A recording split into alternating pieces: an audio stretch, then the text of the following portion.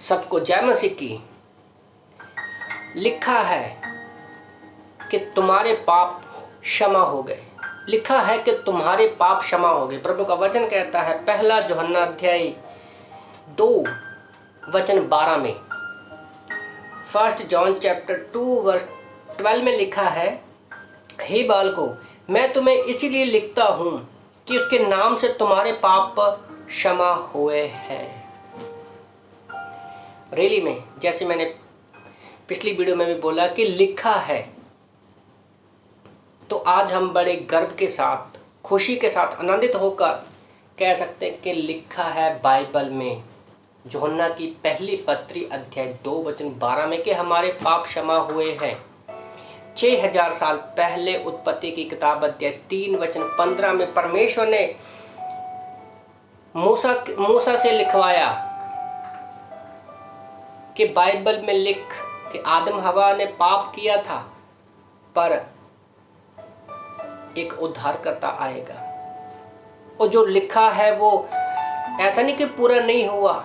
उद्धारकर्ता यीशु मसीह आया। लूका की किताब अध्याय 1 वचन 26 में हम देखते हैं, 26 से 37 तक, यीशु मसीह कुंवारी मरियम के द्वारा पैदा हुआ। उसने पवित्रता का जीवन जिया हमारे सामने। लिखा है। यशायाह 53 में भी उसके विषय में भविष्यवाणी की गई। भविष्यवाणी को लिखा गया है कि उसके कोड़े खाने से हम लोग चंगा हुए हैं।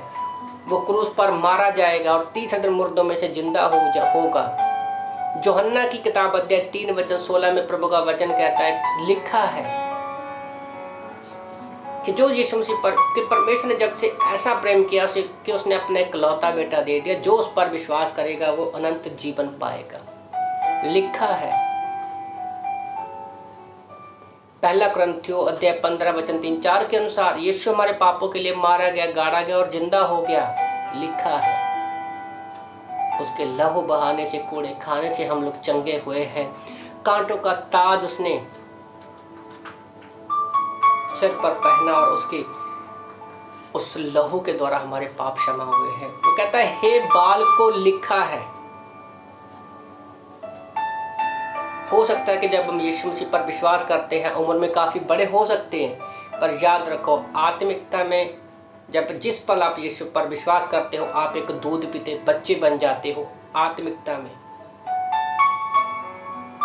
तो इसलिए वहाँ पर यूहन्ना बोलता है कि हे बालकों, हमें एक छोटे बच्चे की तरह परमेश्वर के वचन को सीखना है और इस लिखे हुए को अच्छे से जानना है। बाइबल के द्वारा, बाइबल कॉलेज के द्वारा, अच्छे पास्टर टीचर के द्वारा, चर्च में जाकर, बाइबल स्टडी में जाकर, होम टू होम जाकर,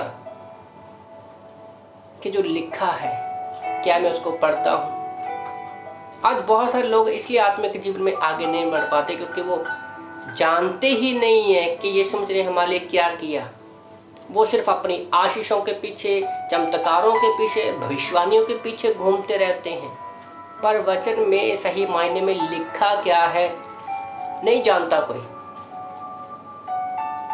तो अगर आप इस मैसेज को सुन रहे हो, तो बाइबल में लिखा है कि तुम्हारे पाप क्षमा हुए हैं यीशु मसीह के लहू बहाने से। आमीन।